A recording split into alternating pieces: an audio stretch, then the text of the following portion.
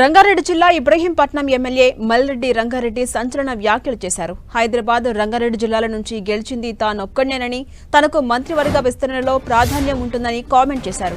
ఒకవేళ సామాజిక సమీకరణాలు అడ్డొస్తే తాను రాజీనామా చేసి ఎవరినైనా గెలిపిస్తానని చెప్పారు. ఇటీవల పార్టీలోకి వచ్చిన వారికి మంత్రి పదవులు ఇచ్చారని, పార్టీ కోసం పనిచేసిన వారిని పక్కన పెట్టడం సరికాదని ఆయన వ్యాఖ్యానించారు. మంత్రివర్గ విస్తరణ ఉంటుంది.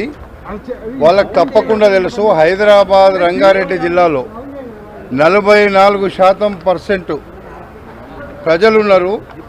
ఈ రాష్ట్రంలో సగభాగం ఉన్న హైదరాబాద్, రంగారెడ్డిలో గతంలో 6 మంది ఉన్నారు.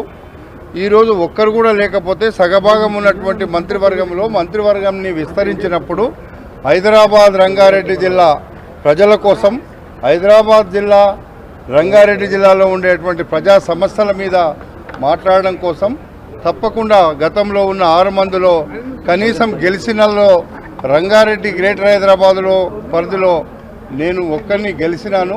కాబట్టి తప్పకుండా నాకు మంత్రివర్గంలో ప్రాధాన్యత ఇస్తుంది మా అధిష్టాన వర్గం అని మాత్రం చెప్పిన. నిజంగానే న్యాయం జరుగుతలేదు అనుకుంటే అప్పుడు తప్పకుండా జిల్లాకు అన్యాయం చేయొద్దు.